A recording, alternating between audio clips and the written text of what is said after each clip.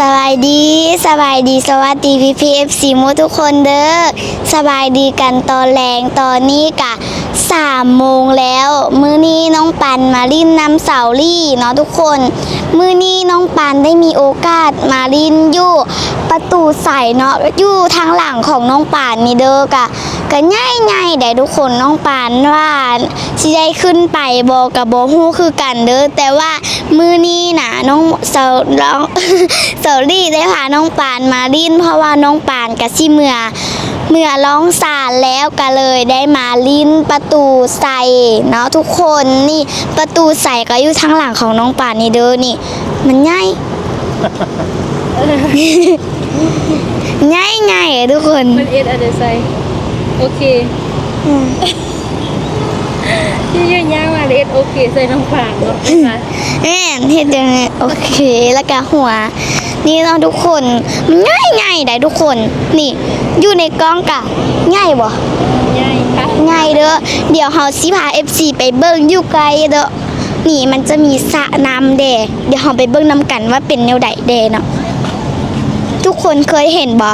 ถ้าใครเคยมาเวียงจันทน์นี่ก็สิเห็นเนาะทุกคนนี่คนก็หลายเติบอยู่ได้อันนี้เฮามาลิ้นจังได๋นะเฮาก็จิเมื่อละก็เลยมาลิ้นประตูใส่อันนี้ก็งามวะงามวะ งามก็นี่มีสวนดอกไม้อีก งามเลยทุกคน 可以，今天下午正好没有下雨。 ถ้าเบิ่งไกลๆก็จะเป็นประมาณนี้เลยทุกคนไปเดี๋ยวเฮาสิย่างเข้าไปใกล้ๆพุ่นเลยเนาะ 太阳没下雨。 ไป ย่างไปกัน ตอนนี้คนบ่หลายปานใดทุกคนเพราะว่ายังเป็นโมงที่แบบฮ้อนอยู่ยังเป็นโมงการอยู่ว่าซั่นใช่ปะ ตอนคล้ายๆแหลมแล้วกันจะมีคนมา เพราะว่าเลิกการแล้วกันมาลิ้น เห็นเหรอแม่นเนาะนี่จะเป็นคนมาถ่ายรูปเยอะวิวตอนนี้นะกับน้องปานหน้าผ่านแดดโบฮอนนี่นะยังแดดฮอนอยู่ VFC มันบ่มีแดดแต่ว่ามันเอาตอนทำมานี่แดดบ่มีได้ทุกคน เพราะว่าบางกีนี่ฝนตก แต่พอฝนตกเสาร์ละแดดก็เอา โอ้ไกด์เข้าไปแล้วพี่ FC โอ้เพิ่นบ่ได้เปิดให้ขึ้นแล้วโอ้เปิดให้ขึ้นอยู่เนาะ เปิดอ่ะโอ้เมื่อกี้ลูกขนาดอันนั้นก็ลูกเข็นเพลินขึ้นไปก็แพ้นี่โอ้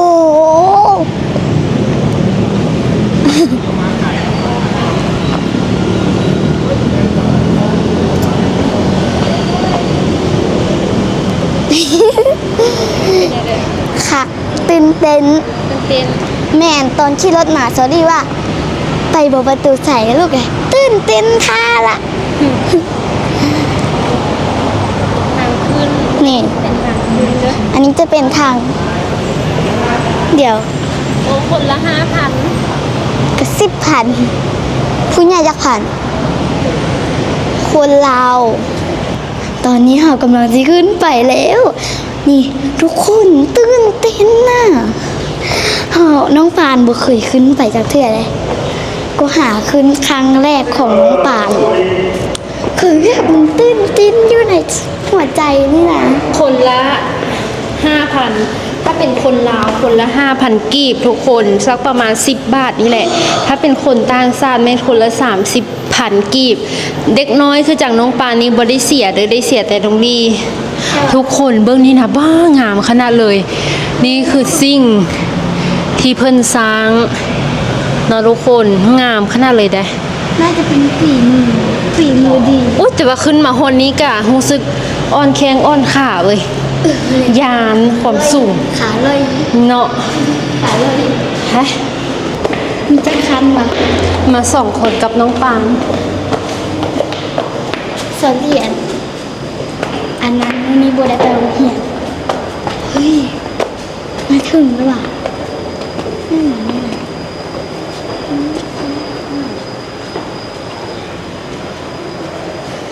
มาฮอดถึงแล้วชั้นนี้จะเป็นชั้นที่เพิ่น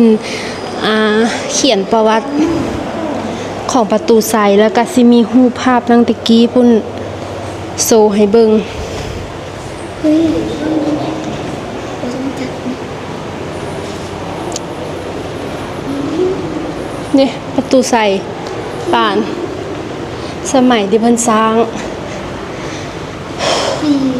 นี่ป้าทุกคน อันนั้นเด้อเมื่อยย่างขึ้นเมื่อกี้นี่นะ อันนี้ตอนนี้เพิ่นกำลังสร้างอุ่นได้ไปเบิ่งประตูใสสมัยน้ำท่วมประตูใสน้ำท่วมเวียงจันทน์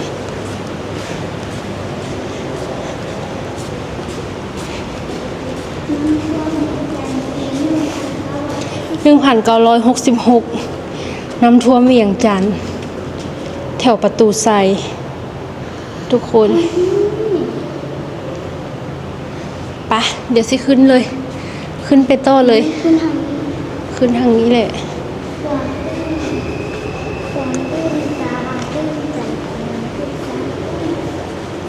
ไป ขึ้นไปเลย ไปอีกขั้น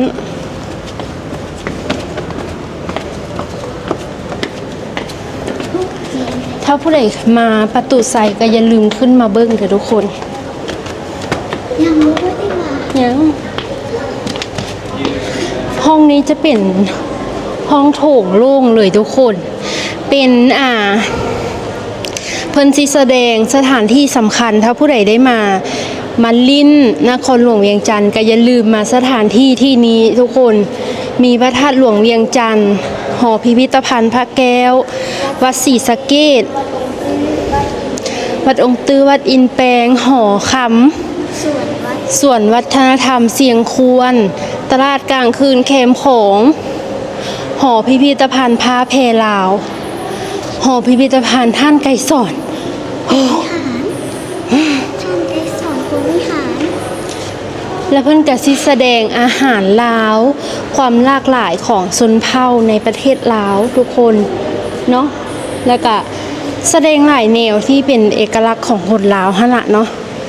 นี่ความหลากหลายของชนเผ่าลาวทุกคนอันนี้เป็นชนเผ่าอาค่าชนเผ่าบาวชนเผ่ามงชนเผ่ากะตูชนเผ่าแลนแตนแล้วก็ชนเผ่าอิวเมียนชนเผ่าลาวไปขึ้นไปอีกเลย ตัวนี้น่าจะเป็นคันสุดท้ายเลย ขึ้นไปอีกคันนี้สิเห็นวิวในเวียงจันทร์แล้วปะนี่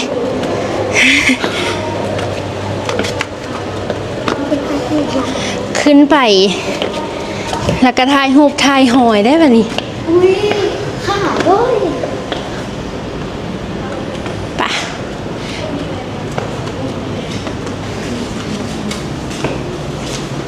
ไปเบิ้งวิวด้านนั้นก่อน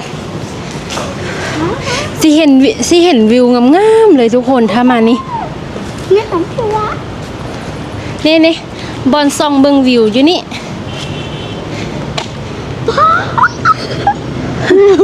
แต่ว่าลูกเตียเนาะ น้องปานบ่เห็นคักปานใดด้านนี้บ่งามปานใดด้านนี้ไปเบิ่งด้านนี้ อันนี้คือทางเทิงเด้อทุกคนทางเทิงก็บ่ได้มีอีหยังหลายมีแต่มาเบิ่งวิว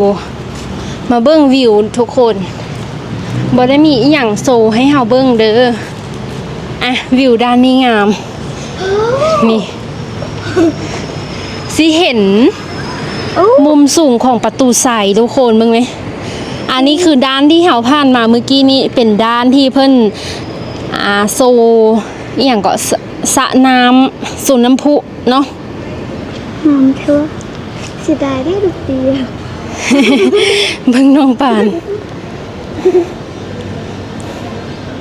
ไปสิไปพาถ่ายให้เบิ่งอีกด้านหนึงทุกคนนี่โอ้งามแท้ๆทุกคนนี่เนาะ เส้นทางงามเด้ เหลียวไปพูนก็สิเป็นหอคำทุกคนหอคำที่เฮาอ่านอยู่ในหนึ่งในสถานที่สำคัญอยู่ในเวียงจันทร์หั่นล่ะเนาะจะเป็นบ่อนนั้นทุกคนแต่ว่าตอนนี้ยังอยู่ในเพิ่นกำลังบูรณะอยู่นะทุกคนเนาะนี่ ร้านนี้ก็ถือว่าเป็นมุมที่เห็นตัวเมืองเวียงจันทร์ทุกคนเนาะแต่ยังมีพื้นที่สีเขียวให้เราได้เห็นหลายอยู่เด้อทุกคนเด้อเห็นรถวิ่งผ่านเห็นฟ้าบดแบบนี้นะเอานะเนาะ แม่ เอาขนาดเลยนี่ลาอันยอดสูงสุดแมนยูพูนทุกคน แต่ว่าน้องปาน แต่ว่า ไป น้องลี่บ่ได้พาน้องป่านขึ้นไปเด้อเพราะว่ามันสูงแหงและก็มีพื้นที่ที่น้อยหลายเนาะยานบ่ปลอดภัยสำหรับเด็กน้อยสินะน้องเองก็เลยว่าบ่ขึ้นไปบ่พาน้องป่านขึ้นไปเนาะทุกคนตอนนี้กะพาน้องป่านขึ้นไปเบื้องวิวทางเทิงมาเป็นที่เรียบร้อยแล้วทุกคนมุมมันทันบ่แน่ใจว่ามืดบ่เนาะทุกคนตอนนี้นะเพราะว่ามันบ่มีแดดเลยมันเป็นท้องฟ้าที่แบบมืดครึมมุมนี้ถ้ามืดก็ขออภัยหลายๆเด้อทุกคนเด้อเนาะอีลามานี่ถึกจักเทื่อละ 2 เทื่อแล้ว 2เทื่อละเทื่อแรกนั้นมาก็พูดเด้อ มานะแม่ มานะแม่เธอนี่เป็นเธอที่2ทุกคน แต่ว่าเป็นครั้งแรกที่น้องป่านได้ขึ้นไปถึงพุ่นเนาะเอาขึ้นไปถึงพุ่นแล้วเป็นเดี๋ยวรู้สึกเนี่ยเด้อ รู้สึกตื่นเต้นก่อนสอรี่ว่าอยากขึ้นไปบอกตื่นเต้นทาแล้ว แม่น แม่ ทุกคนความจริงถึงๆมันก็บ่ได้มีอย่างหลาย ขึ้นไปเบิ่งวิวสำหรับคนที่บ่เคยมาขนาดก็ขึ้นไปเบิ่งวิวกะงามอยู่ทุกคนเนาะสำหรับน้องนี่เองเห็นหลายเทื่อแล้วก็รู้สึกธรรมดาเนาะแต่ก่อนน่ะเฮาสิมีหลายแนวให้ได้เห็นกว่านี้ทุกคนสิมีเพิ่นวางสินค้าขายที่เป็นเอกลักษณ์หลายๆแนวเลยล่ะนะทุกคนแต่ว่าตอนนี้กะเพิ่นยังอยู่ในขั้นตอนบูรณะอยู่ว่าซั่นซะแต่กะเฮ็ดให้เฮาสามารถขึ้นไปได้เนาะเฮาสามารถขึ้นไปได้ทุกคนขึ้นไปถ่ายรูปถ่ายหอยเนาะลาโมงที่เฮามานี่ก็เป็นโมงที่ฮ้อนแดดทุกคนความจริงนี่ฟ้าฝนหากะเซาทุกคนแต่ว่าฝนเซาแล้วมันสิเอาหั่นน่ะทุกคนมันบ่มีลมบ่มีแดดแต่ว่ามันฮ้อ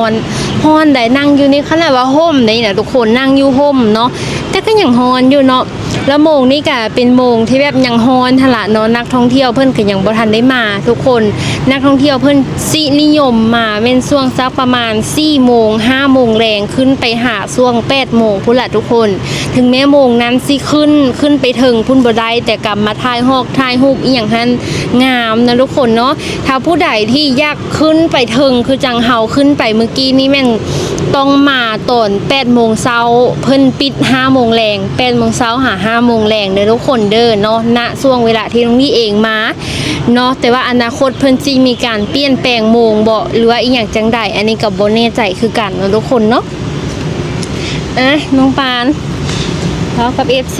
ได้เมื่อแล้วก็เลยว่าพาน้องป่านมาลิ้นทุกคนความจริงมื้อนี้เป็นมื้อที่ น้องลี่มานั่งอ่านหนังสือเพราะว่ามื้ออื่นสิเป็นมื้อที่น้องลี่สอบทุกคนสอบกลางเทอมการเรียนพิเศษหั่นเนาะทุกคนเนาะถ้าหากได้ที่1สิมีลด 20% ของค่าเทอมเดือนถัดไปเทอมถัดไปได้ที่2ลด 10% ได้ที่3ลด 5% แต่ก็มารอลุ้นเบิ่งทุกคนว่าสิได้ลดจักเปอร์เซ็นต์หรือว่าบ่ได้ลดเลยเนาะ รอลุ้นนำกันเนาะทุกคนเนาะ เป็นจังไดกันแน่ PPFC ตอนนี้น้องปานกะไปถึงแล้วล่ะนะทุกคนเดี๋ยวสิให้เบิ่งบรรยากาศอยู่รุ่มเนาะว่าเป็นแนวใดเด้เดี๋ยวน้องปานสิปิ่นกองไปให้เบิ่งเด้อตอนนี้กะฮ้อนใน PPFC เอาเบิ่งไหมฮ้อนแหละ PPFC ฮ้อนน่ะเดี๋ยวน้องปานสิปิ่นกองไปให้เบิ่งเด้อนี่ทุกคนจะเป็นแนวนี้เด้อคนกะบ่หลายปานใดเด้อนี่จะเป็นประตูใส่เด้อ PPFC นี่ง่ายบ่ทุกคนง่ายบ่น้องปานว่านี่นะง่ายเติบใด PPFC แล้วก็มีดอกไม้แดงจะเป็นดอกไม้ที่ปลูกเอาแม่นบ่ทุกคนน้องปานก็บ่แน่ใจเด้อว่าแม่นหยังเนาะทุกคนน้องปานก็มานั่งนี่ปิดคลิปซื่อๆนะ PPFC ตอนนี้ก็ตอนแรงแล้วน้องปานก็สิเมื่อแล้วเพราะว่าน้องปานก็ต้องได้ไปเฮ็ดเวียกเฮือนแล้วทุกคนแล้วก็ วันไหนก็สิมาเลิกโรงเรียนแล้วน้องปานก็คือจะเมื่อแล้วเด้อทุกคนคนจะบ่หลายปานใดเนาะทุกคนเพราะว่ามันยามแรงยามฮ้อนนะกะบ่มีคนหลายปานใดแต่ว่านี่เส้นทางนี่ก็คือมีรถเต็มเลยได้พี่ FC นี่จะเป็นเส้นทางเด้อทั้งหลังของน้องปานนี่ค่ะจะเป็นเส้นทางที่เพิ่นเที่ยวไปเที่ยวมาเนาะเป็นจังไหนกันแด้ที่น้องปานมาถ่ายคลิปมา FC เบิ่งนี้ก็อยากรู้ว่าประเทศลาวก็มีประตูใส่ให้ FC ได้เบิ่งคือกันเด้อแล้วก็เส้นทางดีคือประเทศไทยคือกันเนาะ FC อยู่เวียงจันทน์เนี่ยน้องปานว่ามีบ่อนเที่ยวหลายได้แต่ว่าน้องปานก็สิได้เมื่อเหือแล้วสิได้เมื่อล่องซานแล้วก็จะได้มาเที่ยวอยู่ประตูใส่นี่นะน้องปานเป็นครั้งที่2ที่น้องปานมาถ่ายให้ FC เบิ่งเด้อพี่ FC ละพี่ FC เดเคยมาลาวบ่เนาะแล้วน้องปานนี่นะก็อยากไปไปไทยอีกครั้งนึงอีกได้ทุกคนเพราะว่าประเทศไทยเนี่ยมันคักเลยคลิปวิดีโอนี้ก็จบเพียงเท่านี้ละเด้อถ้าใครมาคลิปนี้ก็อย่าลืมกดไลค์กดแชร์กดติดตามให้น้องปานมีกำลังใจเฮ็ดคลิปต่อๆไปเด้อตอนนี้ก็ตัวแรงละขอลาไปก่อนเด้อทุกคนบ๊ายบาย